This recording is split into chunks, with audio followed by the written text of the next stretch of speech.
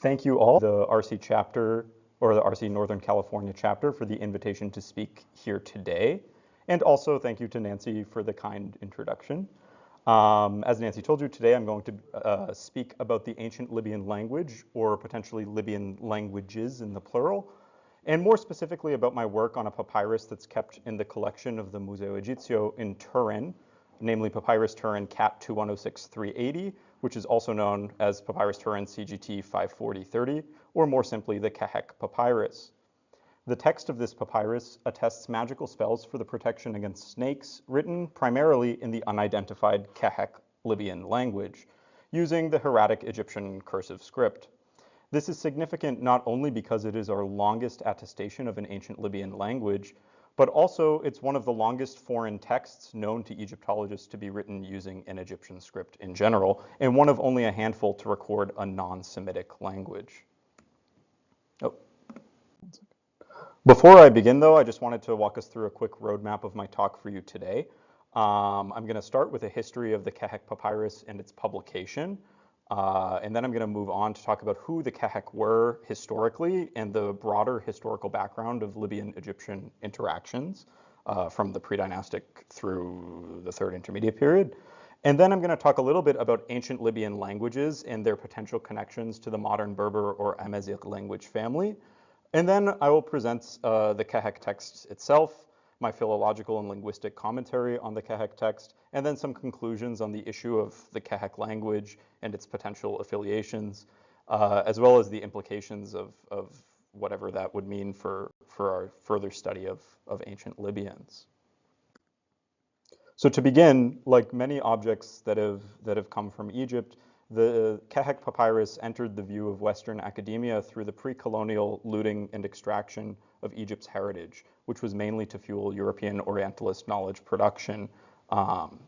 In the year 1822, the Savoyard treasure hunter Bernardino Drovetti, whose lithograph is shown here on the screen, brought the papyrus to Turin. It's unprovenanced, though it's said to be from the site of Deir el-Medina near modern Luxor, possibly. We're not really sure.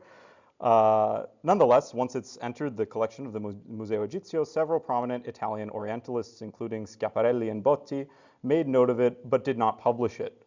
Botti, interestingly, in the year 1900, assumed that it was written in some ancient variety of the Berber language, but no Orientalists at the time seemed interested in working on the Berber text. Following his comments in 1900, it seemed that no one was even allowed to go publish it. It was so guarded that the American Africanist, anthropologist, and Egyptologist Ulrich Bates made what can only be described as a quite angry footnote about it, and this footnote is written here on the slide if you'd like to read it.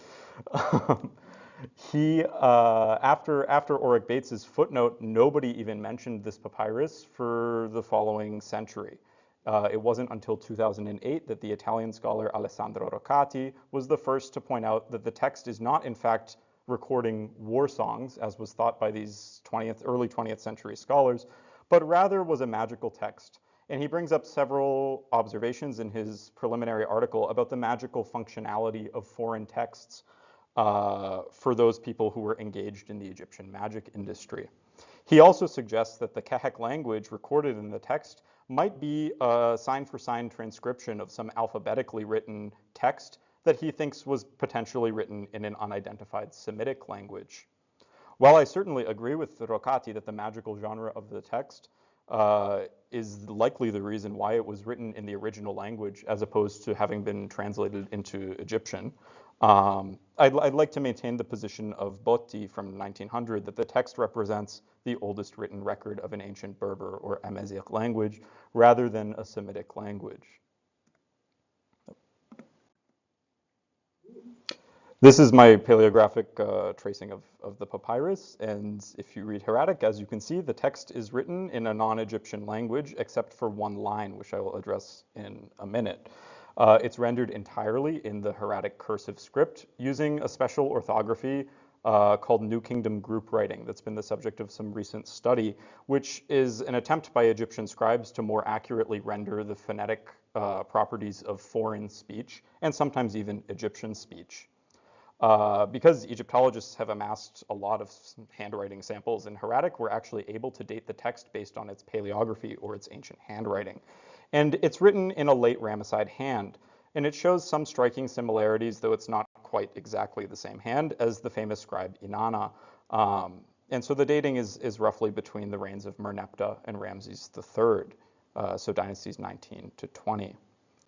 This one Egyptian title that accompanies part of the text on fragment recto D reads in Egyptian, Ro en hefa'u amjadin Qeheq, a spell for snakes in the speech of the Qeheq.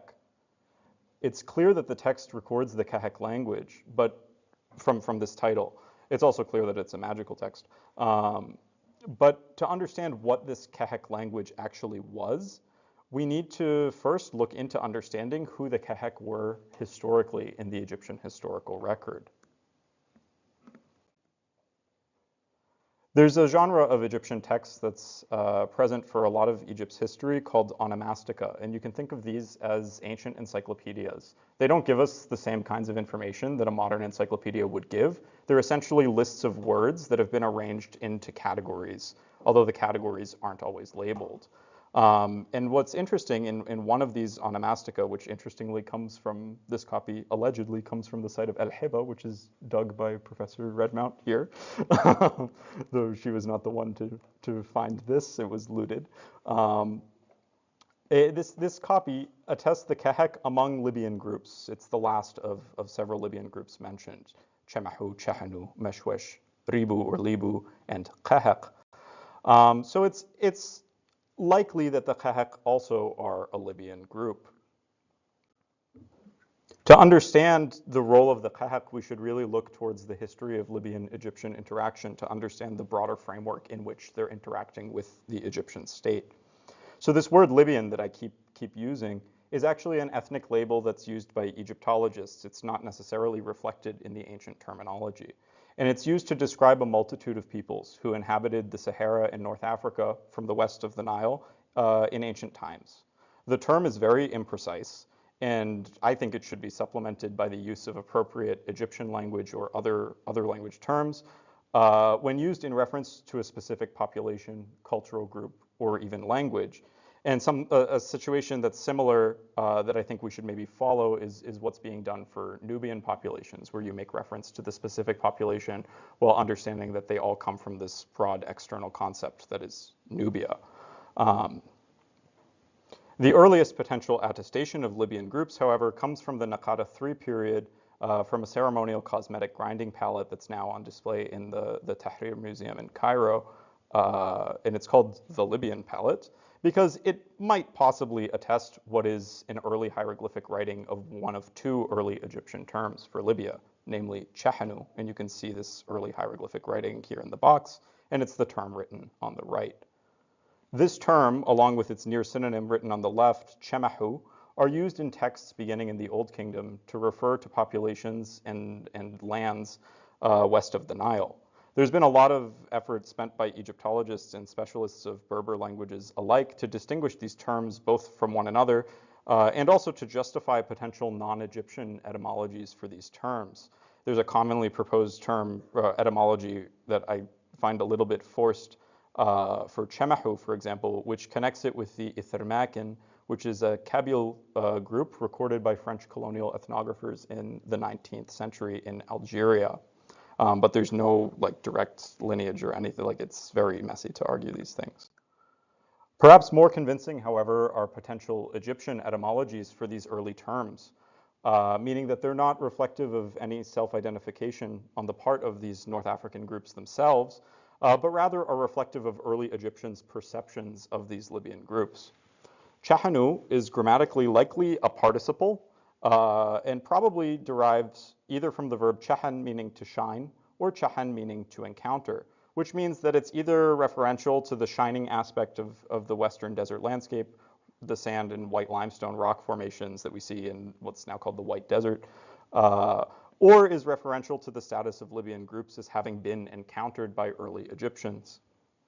Chemahu shares its root with the term for red ochre, chemah, which is a mineral pigment used frequently in daily life and funerary practices of nearly every indigenous North African culture that's been excavated, from the Atlantic to just west of the Nile, from the Paleolithic through the Iron Age. It's one of the few very common cultural markers for this quite diverse body of archaeological cultures.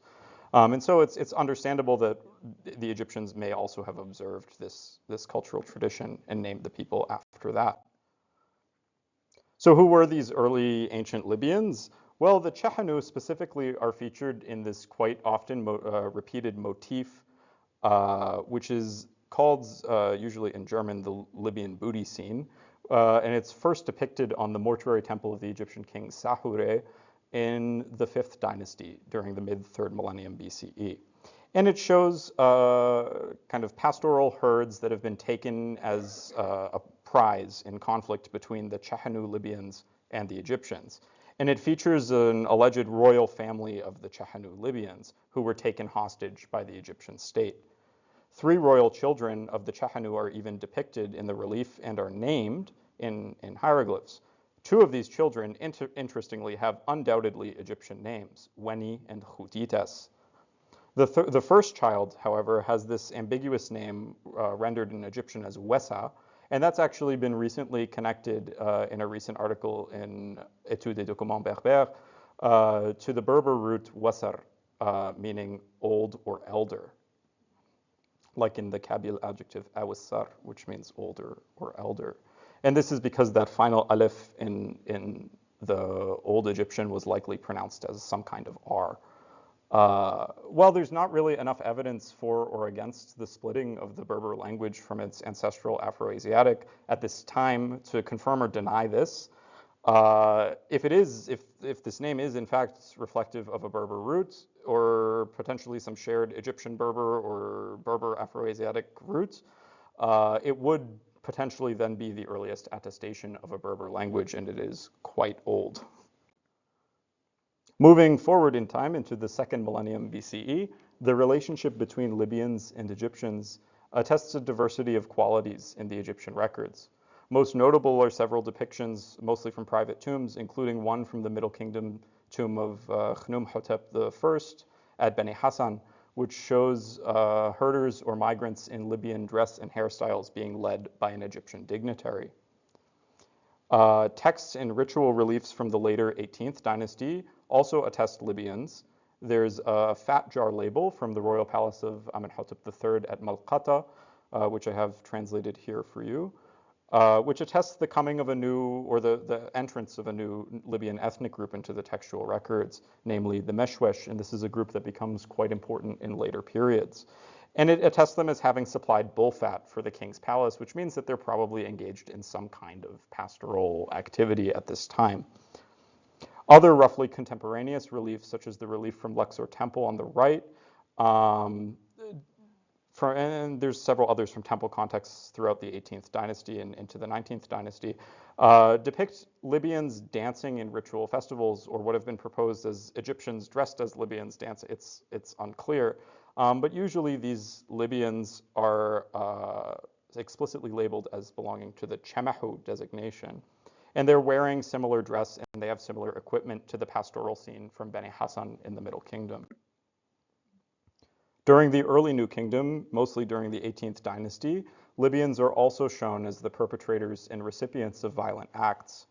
Usually these depictions, however, are from satirical or propagandistic contexts and can't really be understood as necessarily reflective of verifiable violence between Libyans and Egyptians at the time. But there are a lot of these depictions. Much of the literature on Libyan groups' roles in Egypt and even in the broader Mediterranean society of antiquity focuses on the production of ostrich goods. The ultimate evidence for this is actually just one relief in the private tomb of Mary Ray II at Tel el Amarna, which shows a delegation of Libyans, though they're unlabeled, bearing ostrich eggs and ostrich feathers for the king's court. And here you can see it a little bit bigger. This ostrich egg paradigm for Libyan-Egyptian interaction centers the Libyans as economic actors, having supplied the Egyptian court and elite networks of the broader Mediterranean potentially with prestigious exotica in the form mostly of ostrich products. So ostrich eggs, ostrich eggshell beads that were strung into jewelry, and ostrich feathers, which have numerous uses. The archaeological evidence for this, which we actually have some of, mainly comes from the site of Bates's Island, which is in the first eastern lagoon of modern Marsa Matruh along the Mediterranean coast of the Western Desert. On this island, archaeologists found the remains of several dry stone construction huts and finds of late Cypriot white slip II pottery, along with contemporary Egyptian and Levantine ceramics, which altogether suggest a date between 1450 and 1200 BCE, according to the site's excavators, and suggest a function of the site as a supply way station for that international trade of the late Bronze Age throughout the Mediterranean. Large numbers of ostrich eggshell fragments were also recovered from the same contexts, along with evidence of metal production and other activities. And interestingly, also with some ceramic sherds of a shell-tempered fabric that's thought to be of local Libyan manufacture. So the model that's been proposed by the site's excavators is one that has Libyan populations engaging in the resupply and exchange with itinerant merchants traveling throughout the Mediterranean, likely supplying the sailors with food and also supplying the international exchange networks with their precious ostrich products. While it's undeniable that ostrich products were part of the Libyans' role in society in general at this time, I think we also may be focusing too much on ostrich trade. I think if we return to the iconographic reasoning, could it not be that the Libyans were also providing other commodities or other services to other groups that are not archaeologically or iconographically easily identifiable? In the lack of evidence, it's really dangerous to make an argument, but I would like us to consider some possibilities, like what do we make of the gendered representation of the Libyans shown here in this relief, who extend beyond the ostrich egg bearers, to show a group of entirely Libyan men. There's no women shown, whereas there are women and children shown for almost all of the other delegations in this scene. What do we make that there are no children presented? All of the Libyans are adults. Might these Libyan adult men have sold themselves or sold other Libyans into coerced labor as slaves? Or otherwise, may they have leased their labor? Need the process be inherently violent when held in light of other depictions of Libyans dancing in official festivals or Libyans herding flocks? May they have been engaged in other industries that just don't provide as much of a trace archaeologically or iconographically? Were they maybe hired? We don't have any texts to confirm this, and we don't really have much archaeological evidence, but I think we need to entertain the possibility that Libyans were also engaged in other industries, not just as ostrich egg traffickers. And I think we should also be really cognizant of our biases in the fields towards Egyptocentrism, Orientalism, but also equally towards inherited colonial French notions such as the Berber myth or the Kabyle myth, which stereotype the roles in which indigenous people in North Africa must fulfill according to the French colonial academic apparatus. And all of these kind of pre-existing ideas may cloud our idea of what Libyans could have been doing in antiquity and their role in the broader history of ancient North Africa. Moving forward into the Ramesside period, the Ramesside period sees a dramatic shift in the character of the relationship between Libyan groups and the Egyptian state. During the Ramesside period, there are at least 7 wars fought between the Egyptian state and various Libyan groups, including larger and more politically influential groups like the Meshwesh and the Libu, but also small groups like the Qeheq, the Isbet, the Hes, the Qeheq, the Shaitep, and the Beqan. And this all happened during the 19th and 20th dynasties. Philological and linguistic analysis of these terms and others associated with Libyan groups during these wars is presented in my forthcoming article in Études et Documents Berbères, and suggests Berber etymological readings of several of these terms, not as ethnic markers as they're conventionally translated in the Egyptological discourse, but rather as military terminology. For example, the group labeled Qeheq under the Libyan War of Ramses III, this word Qeheq likely derives from the Berber word Qeheq, which means spy. And so maybe they're engaged in some kind of military reconnaissance.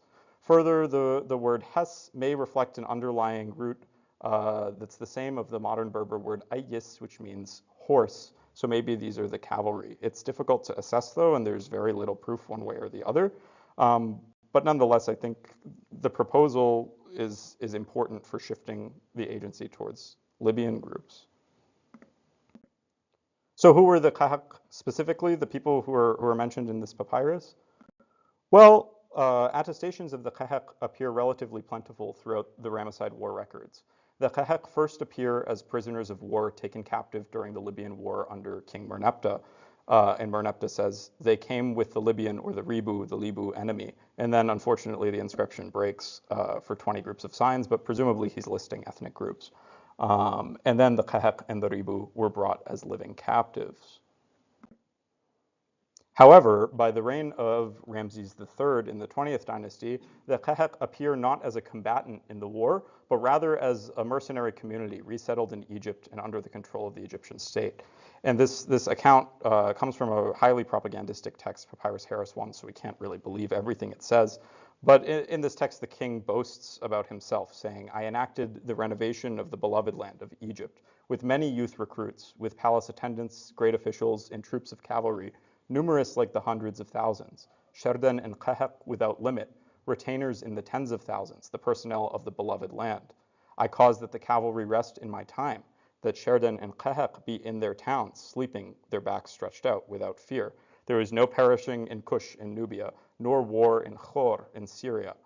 Their bows and their weapons pacified, taken inside their storerooms. They were sated and drunk with joy. Their women were with them, their children beside them. They never needed to look behind themselves like in anxiety.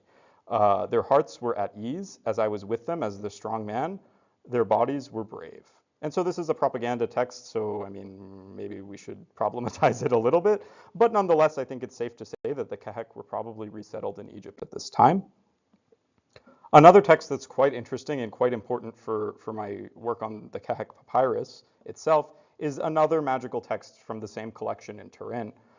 This text attests some magical medical spells on it, and actually records and then glosses or translates into Egyptian even one Qeheq word, namely the word for a snake or a scorpion, which they have rendered wachaharma, which I've vocalized wazram. I'll return to this Qeheq word when we look at the Qeheq papyrus in a little bit. But nonetheless, it's clear, though, from Ramesside Egyptian records that the Qeheq were likely a Libyan people, and they were captured and resettled into Egypt sometime during the late 2nd millennium BCE. The inclusion of their language, or even of just a few Qeheq words in some Egyptian magical texts, suggests a close interaction between Qeheq speakers and, at the very least, some literate Egyptians at the same time. I think it's really important that we also look at the broader context of the social circumstances of the Qeheq's interaction with Egyptians, and not just the Qeheq, because Libyan groups are attested in Ramesside propaganda texts as the subjects of what may have been actually the first ever explicitly stated linguistic genocide in history.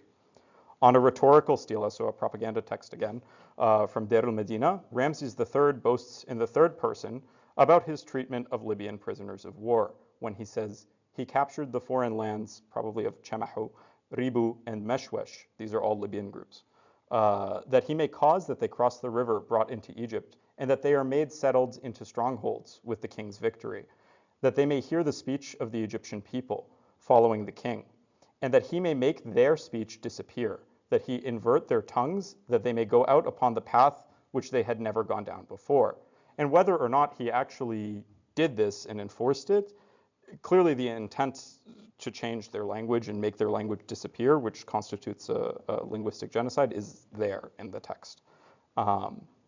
It's interesting, too, that the justification for such a linguistic genocide, which was clearly a quite violent process, is explicitly stated as the king's purported benevolence in placing these prisoners on a path towards integration within Egyptian society, which suggests from its context as a publicly displayed propaganda stela that maybe there was a need for the king to justify his acts to a literate audience. Maybe there was some contention about this process in the late Ramesside period. Somewhat ironically, this process of forced resettlement ultimately culminates in the rise of diasporic Libyan families in Egypt as rival royal factions throughout the early 1st millennium BCE period, known to us as the Libyan period. And it's further study of these diasporic Libyan cultural practices that will form my dissertation research. But nonetheless, and from this text, it's clear that there's a linguistic difference that's noted by Egyptians between them and the Libyans. But with the lack of many narrative texts written by Libyans themselves, and we're taking Libya in its broadest sense here, right, from the Nile to the Atlantic, in antiquity, how can we know what language they spoke? Well, early philologists began to work on this issue and tried to reconstruct the origins of a hypothetical ancient Libyan language. And this issue has actually grown in interest again only in recent years. And so because the nature of the publications on this are so fragmented, most of which coming from the 19th century and then again in the 2020s, we have a real problem with terminology for these languages, and we really lack a vocabulary to talk about them as academics.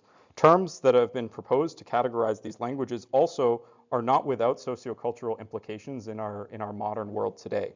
And so terms like Paleo-Berber, Paleo-Amazigh, and Libico-Berber are often used interchangeably, sometimes even in the same article, despite significant differences in connotation. More recent archaeological works favor a designation of ancient Libyan broadly, which I follow here. And then they specify cultural group when clearly attested from known textual or sometimes archaeological data. Regardless of the term, however, some connection between the languages spoken in the rest of North Africa in antiquity and the modern Berber language family within Afroasiatic seems to be truthful, as it's been proposed for a long time by Western scholars and North African scholars alike. How can we say, though, because that's kind of dealing with the other side of North Africa, how can we say that Libyan groups in Egypt spoke a similar language to those in other parts of North Africa? I mean, it's a tremendous geographic region.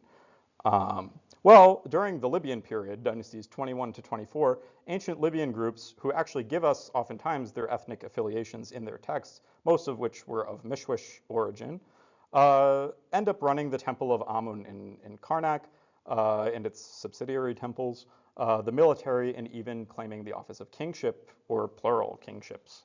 And they explicitly identify themselves and their family members as having belonged to these Libyan groups, but they also have these unique non-Egyptian personal names that have been the subject of a lot of debate in early Egyptological literature, including Sheshank, Osirkan, Takalat, and Nimlat. And that's all great, but why do we equate these ancient Libyan names from Egypt with names from the rest of North Africa?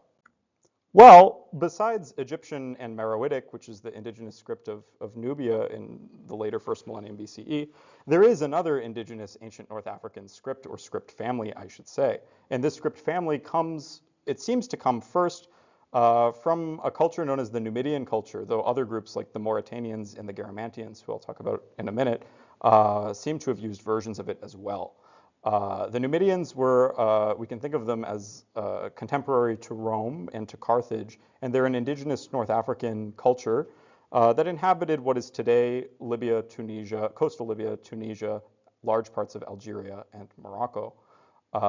And they left behind tremendous remains of their presence, including inscribed stelae in their own script. And more recent Egyptological work, particularly the work of the French Egyptologist Frédéric Collin, has looked into possible equations between the names attested in these Numidian texts and the names attested in Egyptian texts that describe Libyan people, such as Egyptian Osirkan, which may be equated with Libyan Wersakan. Egyptian Tekerit, which we read Takalat, may be equivalent to Numidian Takalat or Tekelet. We have Numidian Nimlats, we have Numidian Sheshanks. There's a lot of Numidian names, and almost every single old Libyan name that we have in Egypt has a Numidian parallel. And so it's a really promising field of comparative study. Just because I think it's interesting and quite deserving of future study, I wanted to talk a little bit more about Numidian and the script. Numidian it seems to be, so the script is deciphered, but the language underneath it is not. And so we don't really know the linguistic place of the language, but we can read all of the signs. And so Numidian seems to be an abjad in that it records a kind of alphabet like Arabic or Hebrew that records only consonants. It's unique among the world's writing systems because it's one of only a handful of scripts that was written from bottom up, though it was also written from right to left, left to right, and top down, depending on its context. It's possible that the directionality, or I would like to suggest, and I hope to publish an article on this at some point, that the directionality is connected to its predominant use on funerary stela or gravestones, which might reflect the deceased speaking up from under the ground.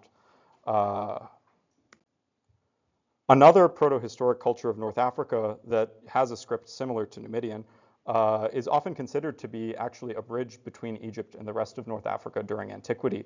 The Garamantians, who emerged as a semi-sedentary society settling in Oasian communities along the Wadi al-Ajal in the Libyan Fezzan, so in southern Libya in the central Sahara, seem to have originated in some way from the pastoral groups of the late Bronze Age Sahara. They eventually developed and mastered irrigation technology, which allowed for the tremendous agricultural development of an otherwise quite hostile desert terrain. Their Oasian agricultural society seems to have engaged in early trans-Saharan networks, both from the Niger River up to the Atlantic and also on the east-west axis. And their society seems to have developed a variety of funerary and religious practices, some of which are strikingly reminiscent, though perhaps maybe not even connected, to Egyptian and Nubian Meroitic practices, including potential worship of the god Amun in temples, and the use of triangular mud brick pyramids as grave structures, among other grave forms.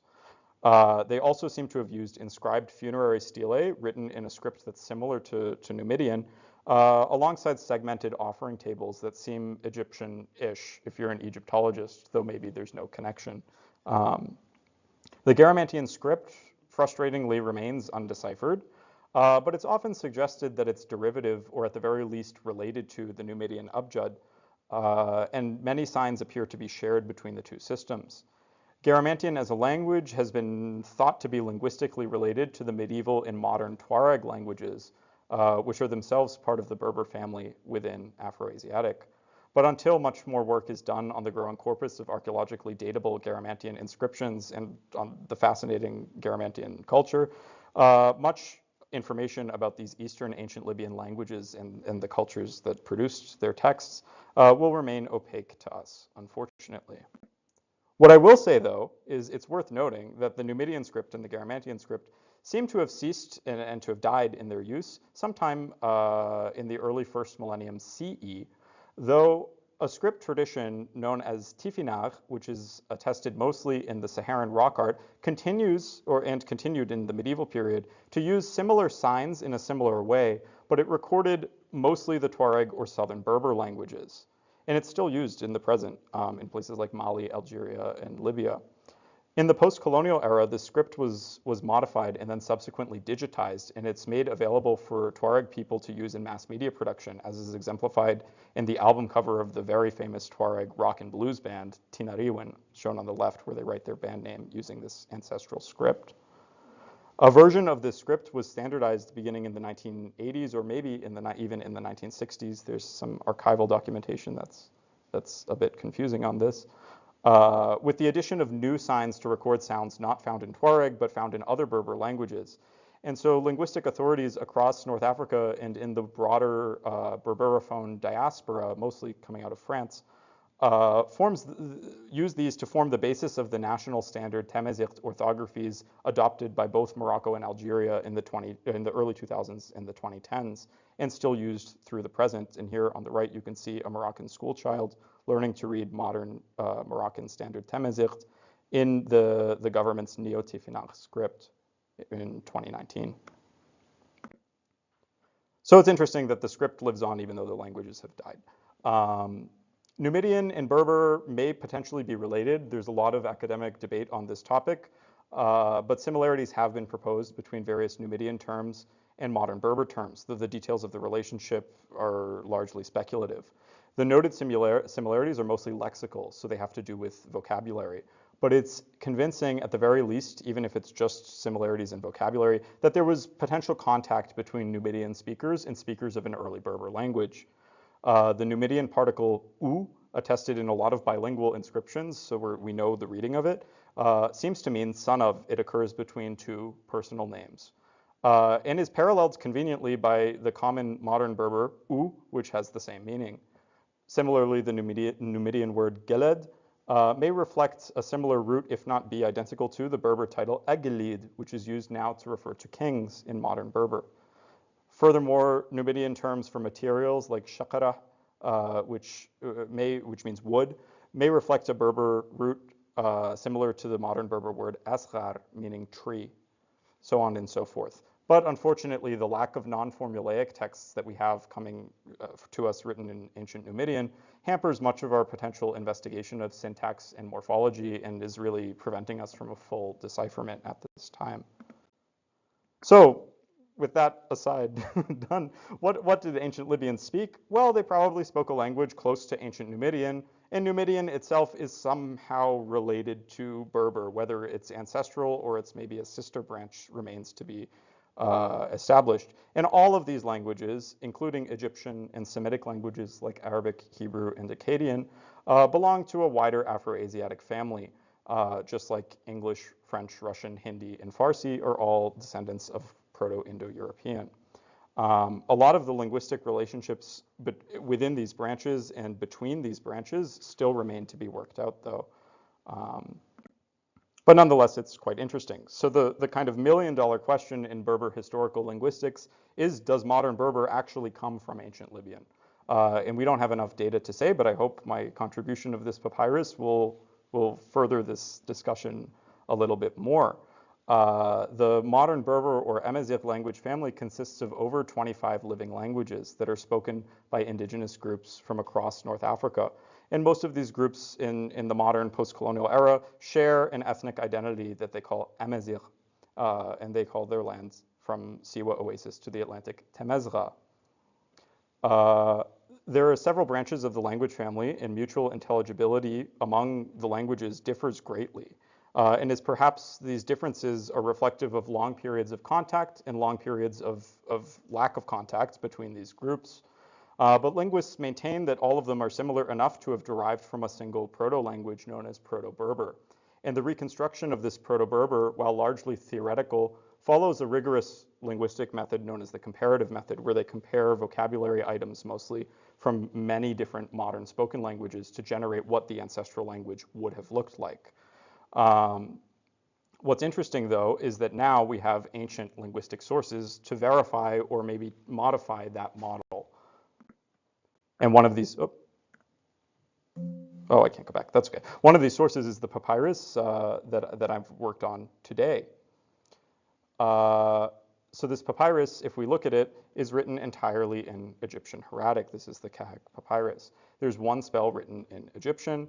It's highly fragmentary, which makes it quite difficult to work on. And most fragments attest either the beginnings or the ends of lines. And only fragment D on the far left here attests a complete passage written in Qeheq. Previous work on the papyrus has focused primarily on this passage, though there's a lot of important indicators of a potential Berber linguistic identity for the Qeheq language that are present on other fragments. So I'd like to look at it as an entire document, even though it's extremely fragmentary. So beginning with this most complete fragment, it's clear that the text exhibits a high degree of repetition from its phonetic transcription that I've put here on the slide. Of note is the only complete magical spell, which begins with the Egyptian title on line 2, Ro'an hafa'u amjadan Qeheq, a spell for snakes in the speech of the Qeheq. It's noteworthy that nearly every line of this spell begins with a Qeheq word that's rendered isami, and nearly every line ends with the word that's rendered cha'rmati.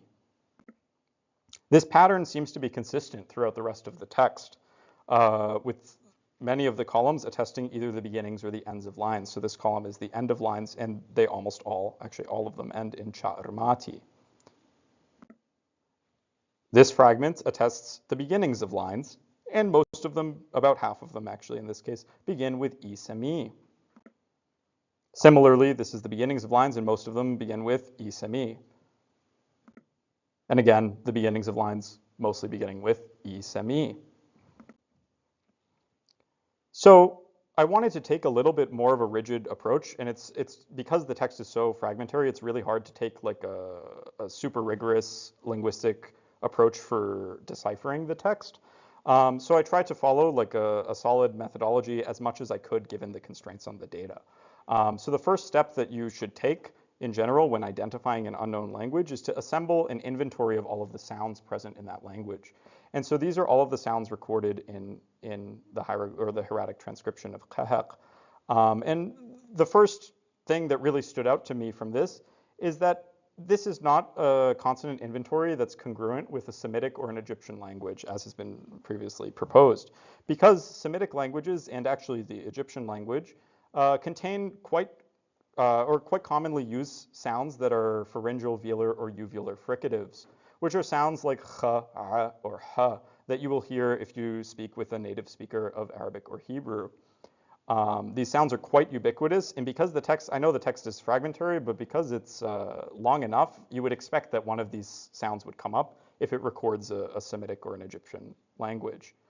What's interesting is if you look at the phonetic inventory that's been compiled or theorized for Proto-Berber, those sounds are missing. And we actually have almost an identical phonetic inventory to what we have here in the Qeheq that's been proposed for Proto-Berber. Of course, there's a lot of methodological issues with this. There's limitations that are imposed by the Egyptian orthography. Egyptian scribes were not using the International Phonetic Alphabet when they transcribed the Qeheq speech. And so they didn't transcribe vowels. And there's some issues in reading some of the Egyptian signs that could record many different possible Qeheq sounds with a similar Egyptian sound. Just like if you were to record foreign speech in written English, right? So the writing system is interesting because it may actually record some vowels, as Marwan Kilani has proposed, but it doesn't really distinguish between individual vowel sounds. It would just distinguish between back vowels and not back vowels. There's also issues in reconciling Proto-Berber phonemics with the Qeheq. So geminated or doubled consonants are quite important to distinguish between words or even verb tenses in modern Berber languages. For example, in Tashilhait, the word for fig tree, azar, is quite similar. It's just one doubled consonant away from the word for hair, azar. And so if a writer of this language wants to use a system that's really reflective of the differences between words, they'll probably make use of something that notates the doubled consonant. Egyptian, however, does not. So we have to use a little bit of interpretation here to identify words. Also, there's a bunch of debate in the reconstruction of Proto-Berber between whether or not certain sounds were present or which sound was present when. And so the statuses of the p sound versus, for example, the f sound or the b sound and the h sound are not yet fully understood for Proto-Berber. Though the Qeheq text seems to support hypotheses not drawn from that comparative linguistic study, but actually from philological study of Greek and Roman texts that also attest potentially a little bit later ancient Berber, which is kind of interesting. Oh, that's okay. There's other limitations on the text and in our projection of Berber grammar onto the text without a clear key or clear translation of the text present. But nonetheless, given all of these horrible limitations that made my work very difficult, what can actually be said about this text? Well, we know from the title on line 2, Roan Hafa'u Amjadin Qeheq, a spell for the snakes in the speech of the Qeheq, that it's a magical text about snakes, and it's written in the Qeheq language. And we also know from study of the text that there's this word that ends lines, that's rendered cha'armati, and it repeats about 15 times in the fragmentary text, which is quite a lot for a very small fragmentary text. So it's an important word. And if you remember, there's that other magical medical text in the same collection in Turin that attests this word, wa chaharma, which is explicitly defined as the Qeheq word for snake. And when we compare these words to one another, we see that they share a root, that root cha-ra-ma. Those are the consonants they have in common. And once we read a lot about the use of Egyptian writing systems to record Semitic words and other foreign words, we realize that this cha sound that we read as cha in modern Egyptological phonetic reconstruction of Egyptian was probably pronounced as a different fricative, and it could have been tha, it could have been sa, it could have been sa, but it also could have been za. And when we look at this root, charama or zarama, in a Berber dictionary, we actually get the word for snake in many Berber languages. So there's attestations of this in many different modern Berber languages, such as Taqfeilit, where azrum or wazrum in the construct state, tasahlit, Blida Atlas, Terifit, and Shawiya, and many, many others actually attest this root. And so we can vocalize this word in the Qeheq text as Zarmat, maybe, and the word in the other papyrus as Wazram. But you may be asking, there's still difference. If they're the same word, why are they different? Well, these differences can also be explained through Berber grammar. The wa prefix has been proposed to be an ancient Berber article, and it's evident in some conservative Berber dialects preserved in 10th century manuscripts from Tunisia, in the work of, which have been presented in the work of Brugnatelli. This T suffix may be the Pan-Berber feminine ending, which is similar to the Egyptian feminine ending T, if you know Egyptian, or the Semitic ending, if you know a Semitic language. But it's equally, this would maybe make some problems in my reading, because the things that I identify as verbs in this text are conjugated in the masculine, so there's not gender agreement between them. So it's also possible that this ending is reflective of d, when we know this sign is used in Egyptian to represent both consonants.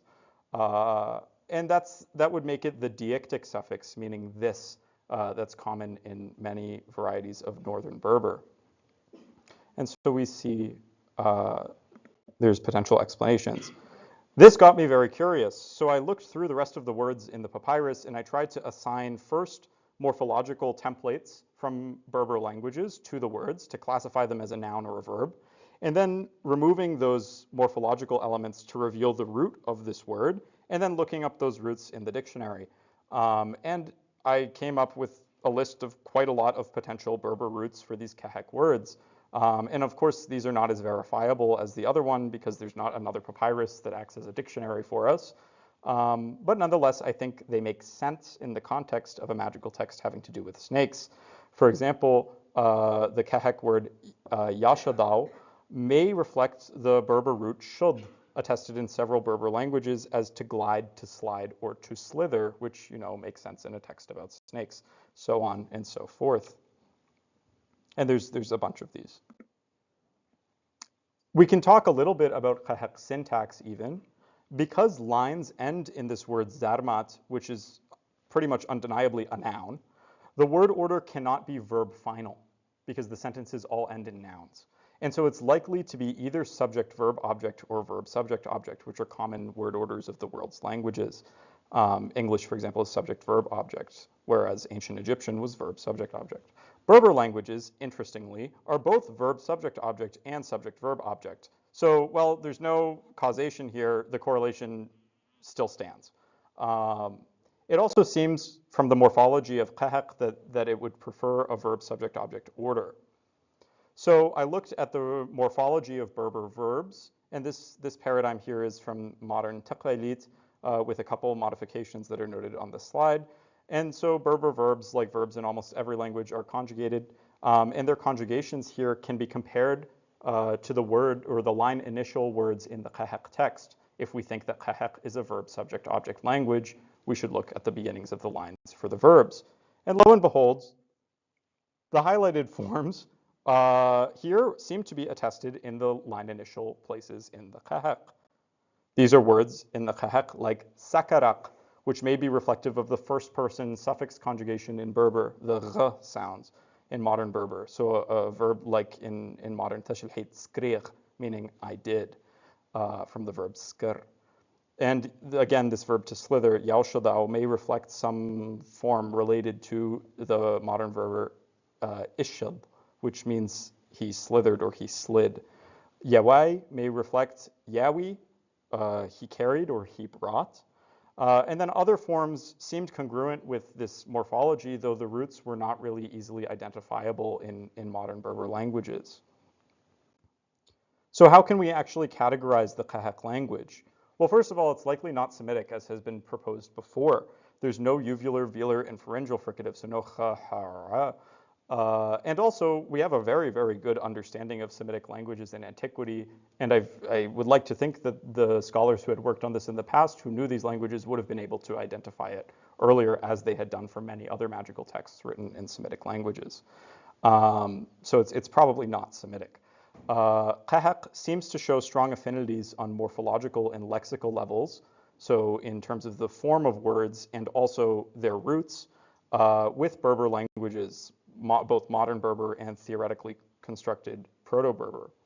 And also the historical Libyan origin of the Qeheq present in other Egyptian texts further strengthens the likelihood of an identification of the Qeheq language with some ancient branch of the Berber family. So what are the implications of all of this then? Well, a lot of the implications I don't think we can really fully address yet, but I think they're interesting to bring up nonetheless. Where the magician, there's implications certainly for the study of Egyptian magic, which is a burgeoning discipline even on this very campus. Were the magicians who use this text conversant in Qeheq? Were they themselves Qeheq people? Why would they write down the text in Qeheq without a translation in Egyptian?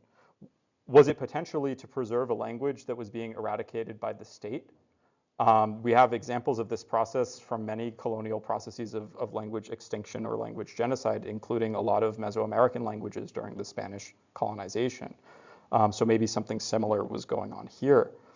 Was there an efficacy assigned to the text being in a foreign language? Was it considered magically effective because snakes are foreign to humanity and this language was also foreign to its Egyptian users? Is there a connection there, as has been proposed by several scholars of Egyptian magic? Did magicians have access, also on kind of a sociological level, to the Qeheq community after they were resettled in Egypt? What is the degree of collaboration between magicians and the state and magicians and the military at this time? There's also a lot of implications for Libyan-Egyptian interaction and Libyan studies in general. There's a lot of repetition present in the text, which suggests orality or performance. Were these magical performances or performances in general a feature of ancient Libyan cultural practices? Were the Qeheq unique among Libyans in their engagement with the magic industry? I personally think not, because we have evidence from the Third Intermediate period that connects Libyan actors with the worship or veneration or even donation, in this case, to temples dedicated to the Egyptian god of magic, Heka, or Heka Pachered, in this case, Heka the child. And this interesting stela that's said to be from Komferin in the Western Nile Delta during the Third Intermediate period attests the Egyptian god of magic having land donated to him by two Libyans, but he's equated with what we think is a Libyan god's name, namely Widin, which may be connected to the Berber and Libyan folkloric magical mouflon or wild goat, known in Berber as udads or weddan, depending on language or dialect.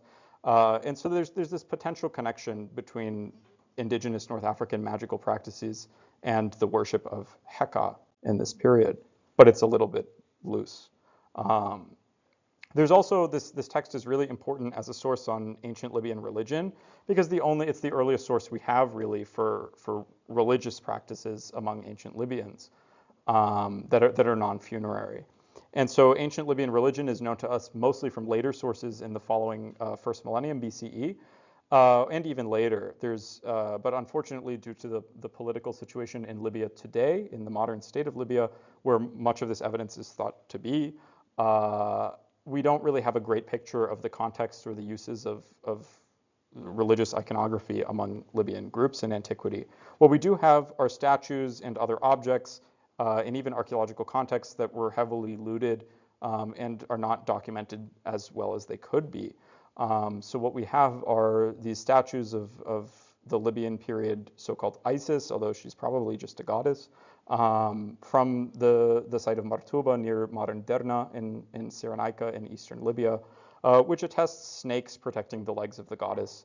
And then we also have some other looted objects from Cyrene, the Greek colony in Cyrenaica, near Benghazi today, that attest depictions of snakes, as well as this ancient Libyan cave sanctuary that's quite fascinating, although work is unfortunately no longer possible there, at the site of Slonta near Benghazi, which attests, among other zoomorphic carvings carved into the side of a cave sanctuary, a gigantic snake running along one of the walls. So clearly snakes were important in indigenous Libyan religion of later periods, which is not surprising because they're important in many ancient religions.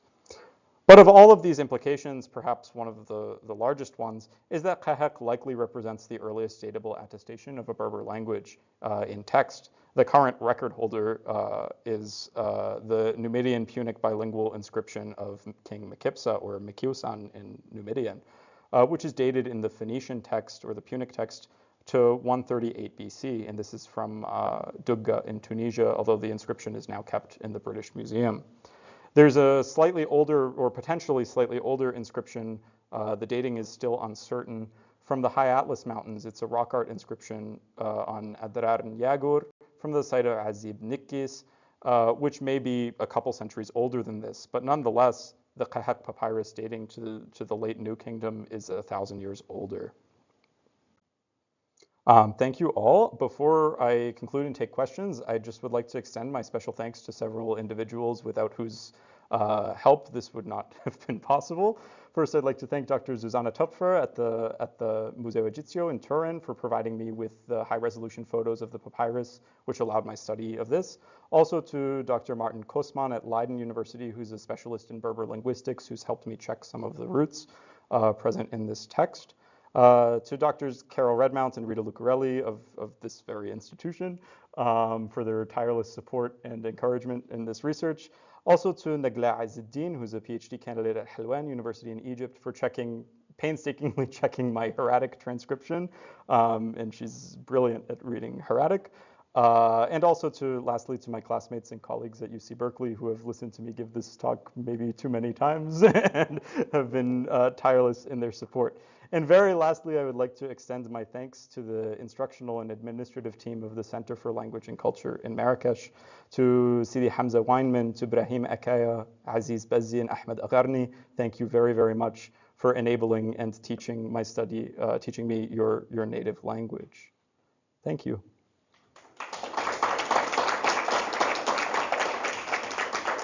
Yeah, so the question is, have I found any more Berber papyri? I have not. I think this is probably the only one that is known, though if anybody in the room or those watching this later online knows of one, feel free to email me. I would love to work on it. Yeah, Barbara. Maybe broader and probably kind of dumb question about the Libyans in Egypt generally. How do captive people, presumably, made to feel subjugated, end up as nobles and running temples and princely families and pharaohs? Yeah, so Barbara's question was, how do the captive people, the captive Libyan groups in Egyptian history change so much in status? How do they, a couple centuries later, become in charge of the country, running very important institutions involved in the military and so on? And well, I don't really have a great answer for you now, but this is the subject of my dissertation research. So hopefully in a few years, I might have a little bit more for you. But I think it has to do with the collapse of the state in Egypt in the late Ramesside period. And it allowed for more mobility and less control over these groups in their resettled communities. Also, after a few centuries, we're talking on a much larger timescale than we're thinking of than we think of at first when we think of this process. These people were settled in Egypt for a couple centuries before they rose in status. And if we think about any of ourselves in North America, like the vast majority of us come from settler backgrounds that don't date back very far in the grand scheme of things, and we're very rooted here. And so we have to think of things like this when we think of diasporic communities, right? Like think of how your own family's social status may have changed in the last 100 years or so, or since their immigration or migration to this land. Yeah. Thank you. Yeah. Any more questions? Yeah. Do you find any occasion for the use of any digital or computer tools in all? I mean, it looks as if there's a tremendous amount of cross-checking and processing that could go on here, and I don't know. It's completely out of my experience, so I don't know what tools you would even use, but is that something you've had occasion to use? Yeah, so the question is about whether or not I've had to use digital tools to aid in my analysis and other aspects of the work. And yeah, I actually did use some digital methodologies to create the hand copy. I did not actually hand copy the papyrus. I used tracing, so I used Adobe Illustrator to trace it.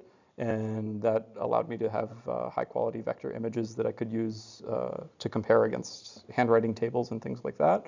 Unfortunately, we're not really in a place yet, though a lot of Egyptologists are working on it, where we could maybe automate some of these processes using Unicode encoded hieroglyphic text, which is an initiative that I think is also present on this campus. And so hopefully in the next 10 years, we'll see a dramatic increase in the use of these kind of AI augmented digital technologies to help work on texts like this. I know there are other undeciphered texts that are written in hieroglyphic or hieratic scripts that likely record other foreign languages in interaction with Egyptians, and something like AI technology would be really helpful for this. But again, you have to train the AI on a different kind of rigorous model, not just like everybody's tweets. And so it takes a lot of specialization and a lot of funding that we also just don't have right now. But yeah, hopefully in the future.